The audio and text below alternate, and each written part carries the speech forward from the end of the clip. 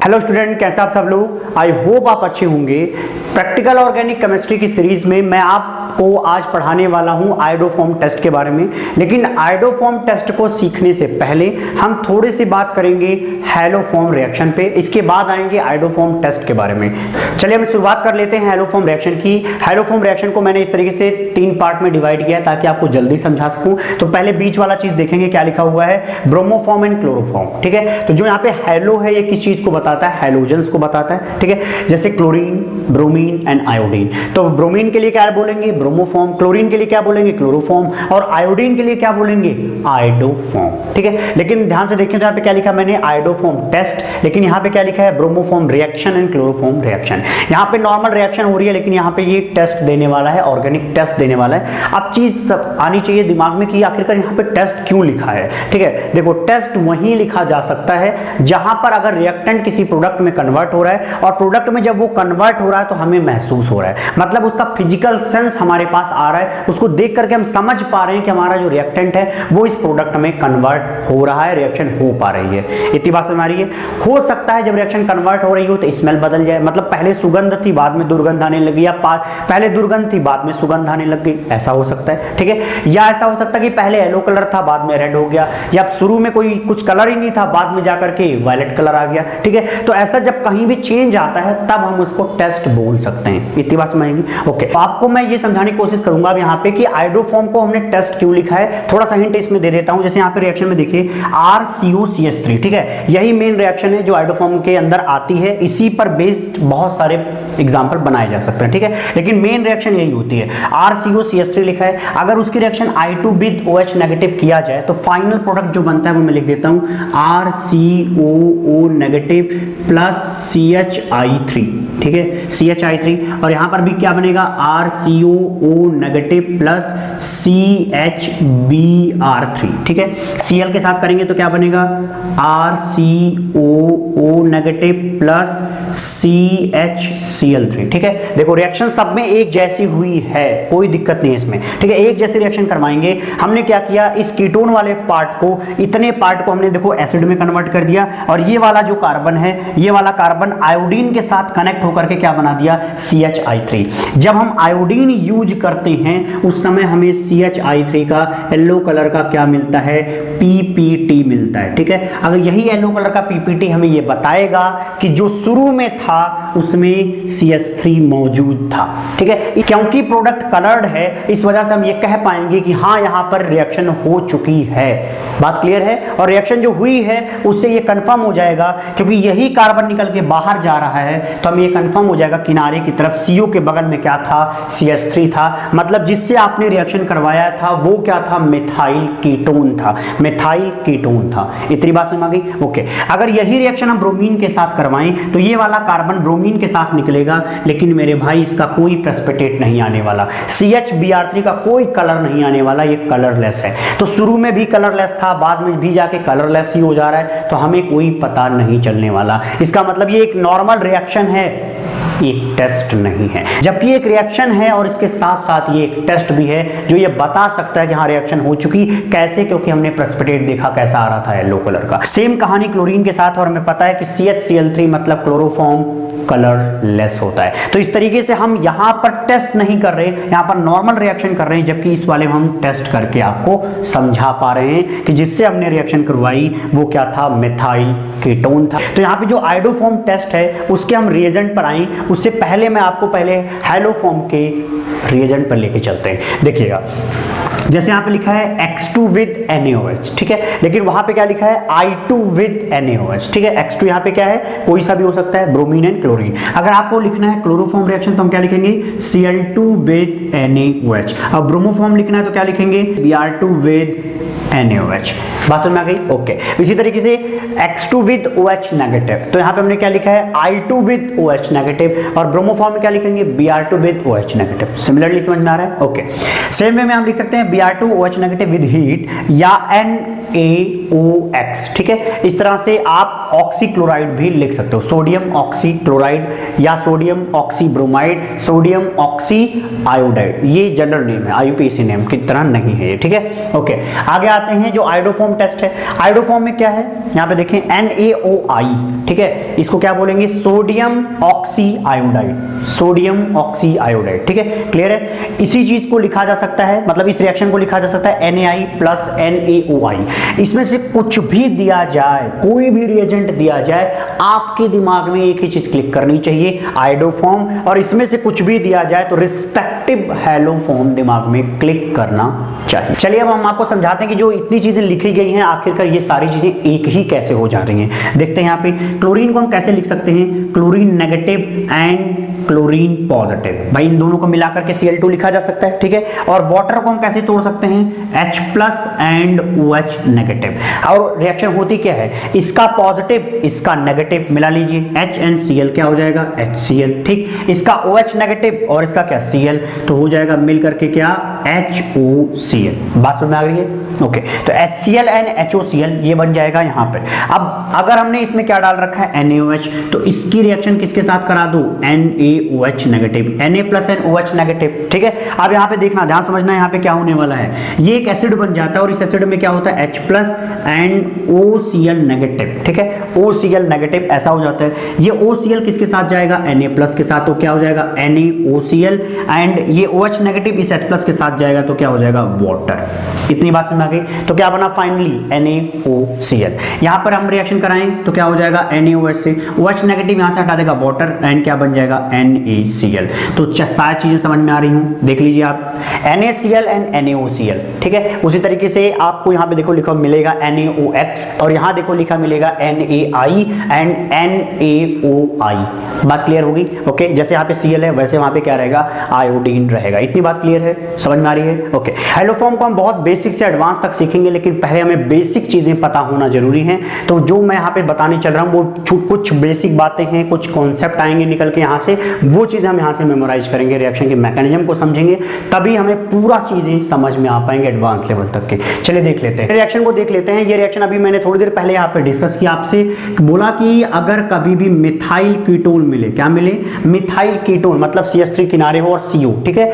तो अगर methyl ketone मिलेगा तो मिथाइल कीटोन का जो कार्बन है वो कार्बन किस में चला जाएगा, CHI3 के फॉर्म में चला जाएगा, अगर आप रिएक्शन करवाओगे I2 विद NaOH के साथ। बात सुन आ रही है, यही जो रिएक्शन की गई है इसी को हम आयोडोफॉर्म टेस्ट बोलते हैं, क्योंकि जो ये चीज मिल रही है वो येलो कलर का प्रेसिपिटेट बना रही है। इतनी बात समझ आ गई, ओके। इसके मैकेनिज्म पे आते हैं, और इसके मैकेनिज्म में हमने ये आपका रिएक्टेंट लिख रखा है। इस रिएक्टेंट को देखकर और सामने OH नेगेटिव को देखकर हमें एक बात क्लिक करती है कि हो सकता है कि ये जो OH नेगेटिव है वो यहाँ से H प्लस मांग ले, या हो सकता है ये OH नेगेटिव डायरेक्टली इस कार्बन पे अटैक करे। क्यों करेगा कार्बन पे अटैक, क्योंकि ऑक्सीजन क्या कर रहा है, अपनी तरफ इलेक्ट्रॉन खींचेगा, तो कार्बन पे कौन सा चार्ज आएगा, पॉजिटिव चार्ज। तो इस तरीके से OH नेगेटिव यहाँ अटैक करके इस पाई बॉन्ड को तोड़ सकता है, कर सकता है, लेकिन कब कर सकता है, जब सामने एसिडिक हाइड्रोजन मौजूद ना हो। ये काम नहीं होगा कब, जब हमारे पास कोई एसिडिक हाइड्रोजन होगा। ऐसा क्यों बोल रहा हूं, क्योंकि एसिड बेस रिएक्शन बहुत ही फास्ट होती है। ये वाली रिएक्शन अटैक करने वाली रिएक्शन नहीं हो पाएगी, क्योंकि OH नेगेटिव न्यूक्लियोफाइल बनने से पहले बेस बनना पसंद करेगा, क्योंकि OH नेगेटिव यहां से क्या उठाएगा, H प्लस, और H plus and OH negative मतलब एसिड बेस रिएक्शन, और acid base reaction organic chemistry में बहुत तेज होती है, इसकी स्पीड बहुत तेजी से चलती है एसिड बेस रिएक्शन। इस वजह से हम कहेंगे कि ये न्यूक्लियोफाइल बनना पसंद नहीं करेगा, मतलब वो कार्बन के सेंटर पर अटैक करना पसंद नहीं करेगा, जबकि वो क्या करेगा, एसिडिक हाइड्रोजन को हटाना पसंद करेगा। तो इस तरीके से हमने समझा कि ये OH नेगेटिव यहां पर ना अटैक करके यहां से H प्लस लेके चला जाएगा। अगर H प्लस लेके जाएगा तो वो क्या करेगा, इन दोनों बीच के इलेक्ट्रॉन को कहां छोड़ के जाएगा, कार्बन के ऊपर, ठीक है। H प्लस हटा दिया हमने, वाटर हमने क्या किया, एलिमिनेट कर दिया, ठीक है। बात समझ आ रही है। अब इस चीज को यहां लिखे, क्या लिखेंगे, PHC डबल बॉन्ड O और CH2 पर क्या रहेगा, नेगेटिव चार्ज। इतनी बात समझ आई।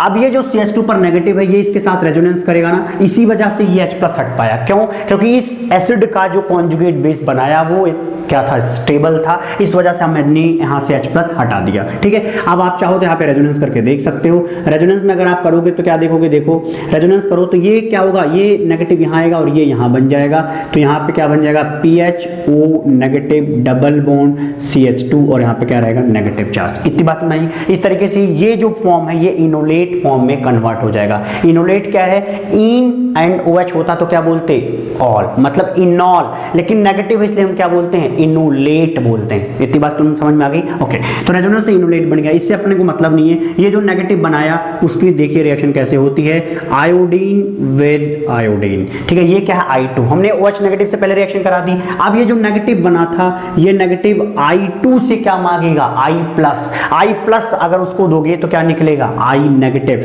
ठीक है। अगर I प्लस ले गया तो वो क्या छोड़ के जाएगा I नेगेटिव, तो इस तरीके से मिलेगा PHC double bond O CH2 और क्या मिलेगा I, और यहां से क्या निकल जाएगा I नेगेटिव निकल जाएगा, ठीक है। ये I नेगेटिव के फॉर्म में निकल जाएगा, तो ये बन गया, ठीक है। अब जो ये चीज बनाई आपने, क्या अभी हम OH नेगेटिव को डायरेक्टली यहां पर अटैक करवा सकते हैं कार्बन सेंटर पे? तो जवाब है नहीं। क्यों? क्योंकि अभी भी एसिडिक हाइड्रोजन मौजूद है, और जब तक एसिडिक हाइड्रोजन रहेगा तब तक ये CO यहां पर अटैक नहीं करेगा। इसका मतलब ये कहां अटैक करने वाला, ध्यान से देखना।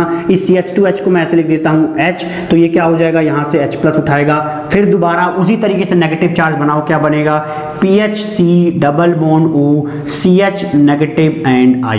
इतनी बात समझ आ गई। ओके, अब क्या करें, इसमें दोबारा I2 के साथ रिएक्शन कराइए, I एंड I, तो ये नेगेटिव चार्ज क्या मांगेगा I प्लस, तो I प्लस दे दो भैया इनको, तो क्या निकलेगा I नेगेटिव, दोनों इलेक्ट्रॉन हटा दो आयोडीन के साथ, तो यहां से हमने क्या किया आयोडीन हटा दिया, ठीक। ये नेगेटिव चार्ज यहां से आयोडीन ले गया, क्या बनेगा देखो PHC डबल बॉन्ड O, फिर क्या रहेगा एक हाइड्रोजन दो आयोडीन। अभी भी हम OH नेगेटिव से रिएक्शन करवा सकते हैं? जवाब है हाँ, क्योंकि ये वाला हाइड्रोजन और ज्यादा एसिडिक हो चुका है। कैसे? अगर आप इसको हटाएंगे, ध्यान से देखना, अगर यहां से H प्लस हटाएंगे तो नेगेटिव चार्ज यहां बनेगा और क्या बन जाएगा PHC double bond O C iodine and iodine, और इस पर क्या रहेगा नेगेटिव चार्ज, ठीक है। ध्यान समझते रहना, अभी मैं कुछ चीजें और बताऊंगा यहाँ पे। बाद में क्या हो जाएगा आयोडीन विद आयोडीन, ठीक। फिर ये नेगेटिव चार्ज यहाँ से I प्लस मांगेगा, I नेगेटिव वापस चला जाएगा, क्या बनेगा PHC double bond O CI3 बनेगा। एक बार देख लें ध्यान से, ये वाला आयोडीन फिर से आ जाएगा तो CI3 एंड I नेगेटिव निकल जाएगा। तो फाइनली क्या बना, कार्बन पे क्या आ गया 3 आयोडीन आ गया। कितने आयोडीन आ गए? 3 आयोडीन आ गए। इतनी बात समझ आ गई। ओके, ध्यान से सुनेंगे, दोबारा सुनेंगे, पूरी मैकेनिज्म को रिवाइज कर रहा हूं। बहुत आसान है, ये मैं सोचूं कि इतना ज्यादा स्टेप है इसलिए कठिन लग रहा है, बहुत आसान है। हमने क्या किया है, इसको और इसको देखो, बस तुम डायरेक्टली देखो क्या किया हमने। यहाँ के तीनों हाइड्रोजन हटा दिए और तीनों हाइड्रोजन हटा करके हमने क्या लगा दिया आयोडीन लगा दिया। यही तो किया हमने, सिंपल सी बात है। H प्लस हटाएंगे, नेगेटिव बनाएंगे, इस नेगेटिव को I प्लस देंगे तो क्या बनेगा ये बनेगा। फिर दोबारा OH नेगेटिव से H प्लस हटाएंगे तो जो नेगेटिव चार्ज बनेगा, ये नेगेटिव चार्ज ये ज्यादा स्टेबल है। अगर आपसे पूछे कि ये ज्यादा स्टेबल है या ये ज्यादा स्टेबल है, तो आप क्या कहेंगे ये वाला ज्यादा स्टेबल है, क्योंकि यहां देखो रेजोनेंस भी हो रहा है और आयोडीन का थोड़ा सा इंडक्टिव इफेक्ट भी लग रहा है, लेकिन यहाँ पे आयोडीन नहीं है। सेम वे में अगर पूछा जाए ये ज्यादा स्टेबल है या ये, तो आप बोलोगे ये ज्यादा स्टेबल है, क्योंकि इस नेगेटिव चार्ज को पीछे 2 आयोडीन स्टेबल कर रहे हैं बाय यूजिंग इंडक्टिव इफेक्ट। इतनी बात समझ आ गई। हमने क्या किया इस मैकेनिज्म में, ये सारी चीजें क्लियर हो चुकी हैं कि हमने किया क्या कि सारे हाइड्रोजन हटा दिए और उसकी जगह पे आयोडीन लगा दिए। अब सोचो कि ऐसा हमने क्यों किया, तो उसका जवाब सुनेंगे ध्यान से। देखिए, अब हमने इसलिए किया था, पहली बात कि अगर हम यहाँ पे OH नेगेटिव लेते तो ये तुरंत नेगेटिव बना देता, लेकिन अब ये OH नेगेटिव कहाँ बनाएगा, अब संभव नहीं है एसिडिक हाइड्रोजन को ट्रैप करना, अब होगा न्यूक्लियोफाइल का काम। अब तक OH नेगेटिव ने क्या किया H प्लस लिया, OH नेगेटिव ने क्या किया H प्लस लिया, OH नेगेटिव ने क्या किया H प्लस लिया, मतलब ये 3 स्टेप तक ये क्या था बेस का काम कर रहा था OH नेगेटिव। लेकिन यही OH नेगेटिव अब कहां अटैक करेगा, कार्बन के सेंटर पे, और ये जाएगा ऊपर। इतनी बात समझ में आई क्या? ये OH नेगेटिव यहां जब अटैक करेगा तो ये पाई बॉन्ड टूटेगा, और अगर पाई बॉन्ड टूटेगा तो देखो क्या बनेगा, ऑक्सीजन पे O नेगेटिव, O और H, और अगला बन जाएगा CI3। इतनी बात समझ में आई क्या? इस समय इस OH नेगेटिव ने न्यूक्लियोफाइल का काम किया। न्यूक्लियोफाइल क्या होते हैं, जो कार्बन सेंटर पे अटैक करते हैं। अब की बार कार्बन सेंटर पे अटैक इसलिए किया क्योंकि यहाँ पे पे कोई एसिडिक हाइड्रोजन नहीं है जिसको ट्रैप कर सके, जिसको खींच सके, जैसा कि वो पहले कर रहा था। ठीक है, अब क्या होगा जब ये बैक आएगा ना, तो बैक आते वक्त वो सोचेगा कि भाई किसको हटा दूं, पीएच को हटा दूं, CI3 को हटा दूं या OH को हटा दूं। तो उसको दिखता है कि यहाँ तो कार्बन और कार्बन का बॉन्ड है जो कि बहुत मजबूत है, टूटेगा नहीं। ठीक है, ऊपर से आप कहोगे सर यहाँ भी कार्बन कार्बन का बॉन्ड है, ये भी नहीं टूटेगा। नहीं, ये वाला टूटने वाला है, क्योंकि जो चीज निकलेगी वो एक अच्छा लीविंग ग्रुप होने वाली है। देखिए ये कार्बन ऑक्सीजन के रिस्पेक्ट में ये वाला कार्बन कार्बन बॉन्ड अब क्या हो चुका है, वीक हो चुका है due to presence of iodine. क्या होता है, ये अटैक करेगा और ये बॉन्ड टूट करके बाहर आ जाएगा। ठीक, तो फाइनली आप देखना चाहें क्या बनेगा, तो यहाँ पे मैं बना देता हूँ, इतनी चीजें आपने नोट कर ली होंगी। ठीक है, अब यहाँ पे मैं लिख रहा हूँ दोबारा, तो हो जाएगा PHC डबल बॉन्ड O। यहाँ पे क्या हो जाएगा, डबल बॉन्ड, और यहाँ पे क्या रहेगा, ONH। इतनी बात सुनाई, और निकलेगा क्या, C पर कौन सा चार्ज रहेगा, नेगेटिव, तो हो जाएगा CI3 नेगेटिव। ये नेगेटिव चार्ज चला जाएगा, CI3 नेगेटिव। ये CI3 नेगेटिव तुरंत यहाँ से H+ मांग लेगा। अरे बात सोचो कि आपके सामने एसिड है और ये बेस का काम करेगा, तो एसिड बेस रिएक्शन तुरंत हो जाएगी, ये H+ भाग आएगा यहाँ पे। अगर ऐसा होगा तो यहाँ पे क्या बनेगा, नेगेटिव चार्ज, और यहाँ पर क्या आ जाएगा, आयोडीन। तो यहाँ पर CHI3 बन गया जो कि येलो कलर का था, और PHCOO नेगेटिव, और इसको काउंटर कौन कर रहा था, Na+, तो यहाँ पे मिल जाएगा Na+। तो इस तरीके से मैकेनिज्म हमें समझ में आई। ठीक है, देखने में बड़ा लग रहा है तो कुछ भी नहीं, आप डायरेक्टली सोचो तो मैकेनिज्म आपको केवल इतना देखना है। यहां से हम डायरेक्टली ये बोल सकते हैं, क्योंकि हमने सारे हाइड्रोजन हटा के आयोडीन लगाए, फिर इस OH नेगेटिव ने अटैक किया, ये CI3 नेगेटिव भाग गया और ये प्रेसिपिटेट बना दिया। इतनी बात सुना गई। मैकेनिज्म से हमने बहुत सारे फैक्ट निकाले, बहुत सारी चीजों को क्लियर किया। अब हम आते हैं इन तीन चीजों को देखते हैं। देखिए हमने पहले क्या बनाया, देखना, ये बनाया PHCOCH2I, ये बनाया। बाद में चल के क्या बनाया है, देखो ये बनाया PHCOCHI2, और लास्ट में क्या बनाया, PHCOI3। अगर पेपर में डायरेक्टली सिर्फ इतना आ जाए कि बताओ ये जो है, ये जो दिया गया है, क्या ये आयोडोफॉर्म टेस्ट देगा, जवाब दो हाँ, क्योंकि भाई यहां तक तो पहले से पहुंच चुका है, इसके बाद ये रिएक्शन लेकर के आगे चढ़ जाएगा। ठीक है, क्या ये दे पाएगा, जवाब दो हाँ, क्योंकि आयोडीन तो ये पहले बना चुका है, 2 आयोडीन लगा चुका है, आगे ये तुरंत बढ़ जाएगा। CI3 भी दे रहे हैं, तो हाँ भाई ये तो डायरेक्टली यहां पहुंच चुका है, तो ये सिर्फ उसको इतना स्टेप चलना है, मतलब ये तीनों ही ये टेस्ट देंगे। इतनी बात क्लियर हुई क्या? ओके, हम अक्सर ये याद करते हैं कि सिर्फ मिथाइल कीटोन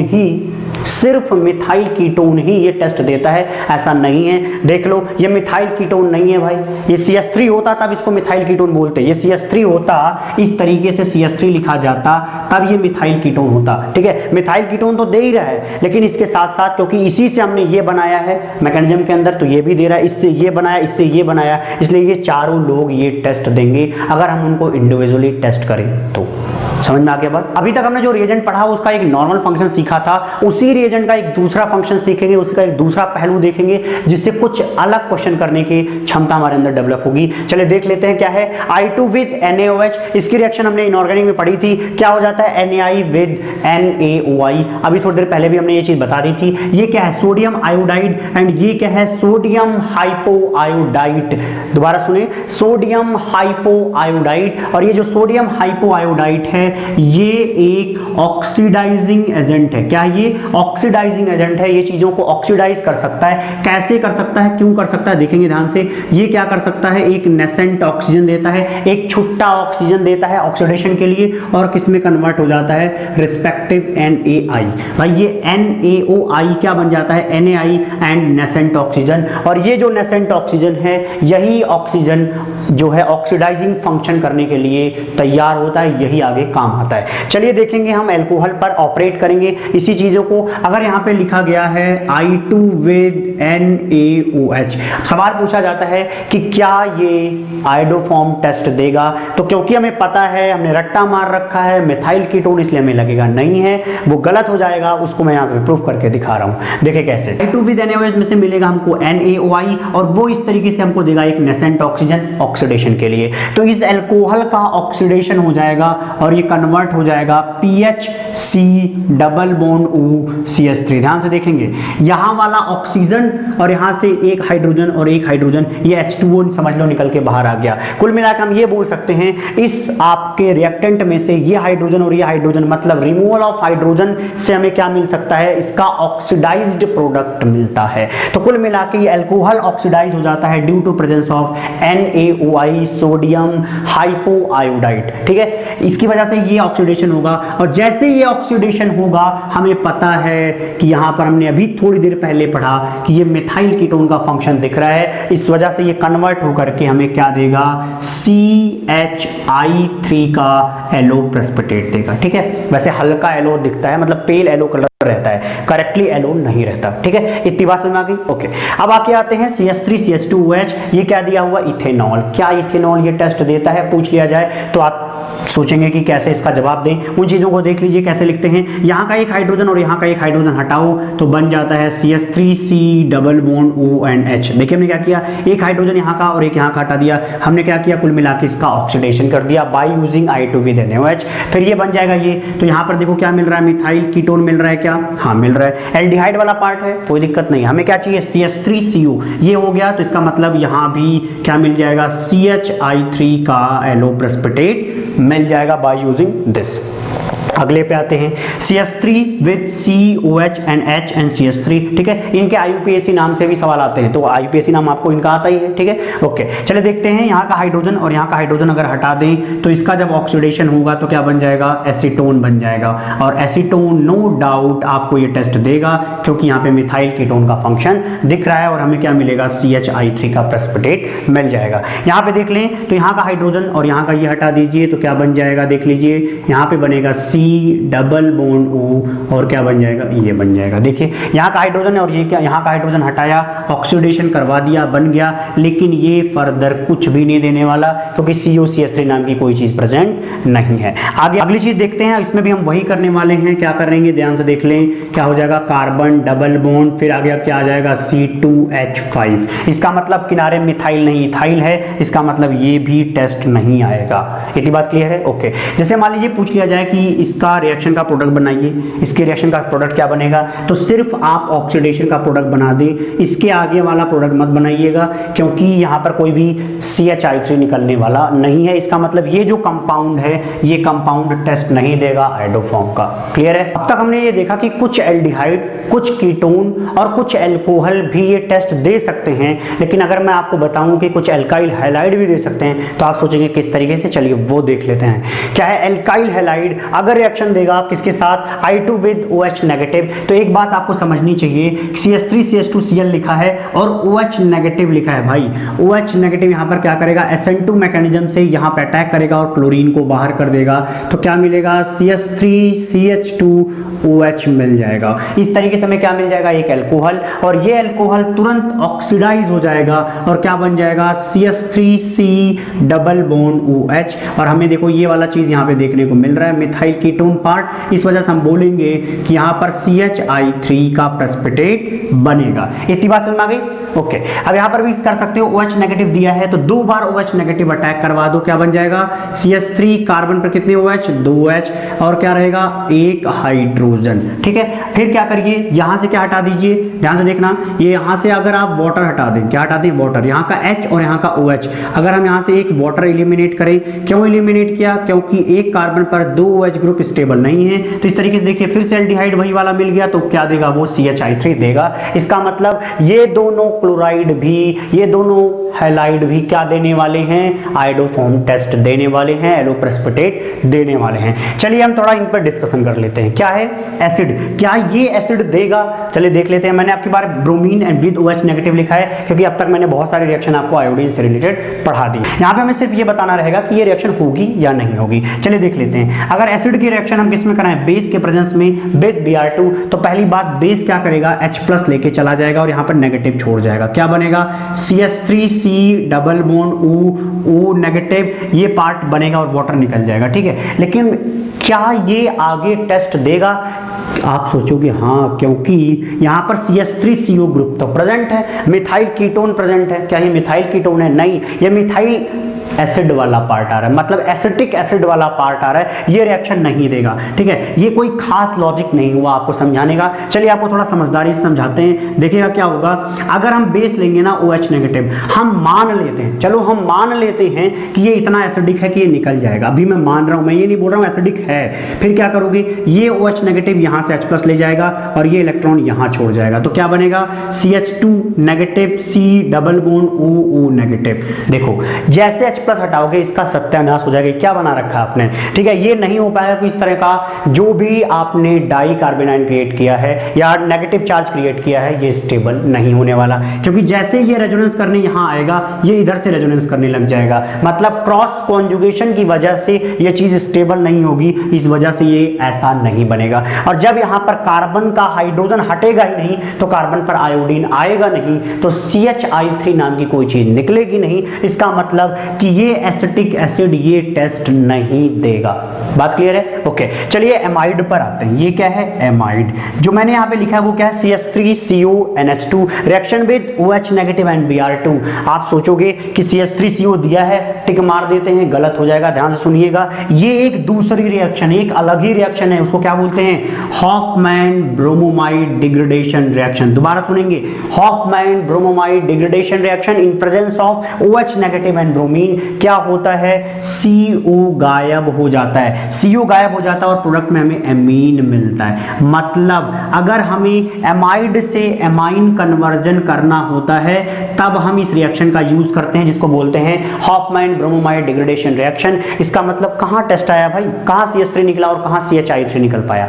बात समझ में आई? नहीं हो पाया। ऐसा क्यों नहीं हो पाया ये समझाना हमारे लिए ज्यादा जरूरी है। देखिएगा ध्यान से, जब आप बेस यूज करोगे तो क्या वो यहां का हाइड्रोजन हटाएगा, क्या यहां का हाइड्रोजन हटाएगा? तो आपको समझ में आ चुका होगा, ये वाला हाइड्रोजन ज्यादा एसिडिक है तो OH नेगेटिव क्या करेगा, यहां से H+ लेगा, और अगर यहां से H+ लेगा तो क्या बनेगा? CH3C double bond ONH negative, और ये बनेगा तो यही ब्रोमीन पे अटैक करेगा। किस पे अटैक करेगा? ब्रोमीन पे। तो ब्रोमीन पे अटैक कराओ तो ब्रोमीन प्लस यहां पे आ जाएगा, तो क्या बन जाएगा? CH3C डबल बॉन्ड ONH और Br। अब एक बात बताओ, जब यहां का तुम हाइड्रोजन ही नहीं हटाओगे तो आखिरकार CHBr3 बनाओगे कैसे? इसका मतलब वो रिएक्शन हो ही नहीं पाएगी, क्योंकि रिएक्शन इस साइड होने लग गई। इतनी बात समझ में आ गई? इस वजह से ये रिएक्शन नहीं होती और आगे चल के यही मैकेनिज्म करके ये चीज इसमें कन्वर्ट हो जाती है CH3NH2 में, इसी मैकेनिज्म के थ्रू। ठीक है, ओके, उसको अगले में कभी पढ़ लेंगे, हॉफमैन ब्रोमोमाइड डिग्रेडेशन रिएक्शन। फिलहाल हमें समझ में आया एमाइड नहीं देगा। चलिए ये देखते हैं CH3COBr। अरे भाई यहाँ पे क्या होने वाला है? OH नेगेटिव अटैक करेगा ब्रोमीन, बाहर क्या बन जाएगा? CH3COOH acetic acid. और हमने अभी पढ़ा कि ये जो एसिटिक एसिड है वो तो टेस्ट देता ही नहीं है। ठीक है, शायद आपको इतनी बातें क्लियर हुई होंगी। अभी जो आपने सीखा वो तो इंपॉर्टेंट था ही, इसके बाद भी मैं एक पार्ट लेके आऊंगा आयोडोफॉर्म रिएक्शन का, पार्ट नंबर 2। उसमें सिर्फ एडवांस लेवल क्वेश्चंस होंगे, एडवांस लेवल की थ्योरी यूज की जाएगी, समझाई जाएगी। ठीक है, उस वीडियो को आप तभी सुने जब आप एडवांस लेवल समझना चाहते हैं, अदरवाइज आपके नॉर्मल लेवल के लिए ये बहुत ही सफिशिएंट है, बहुत ही अच्छा है। तो शायद आप यहां से सारे कॉन्सेप्ट सीख चुके होंगे। मिलते हैं हम आपको अगली वीडियो में।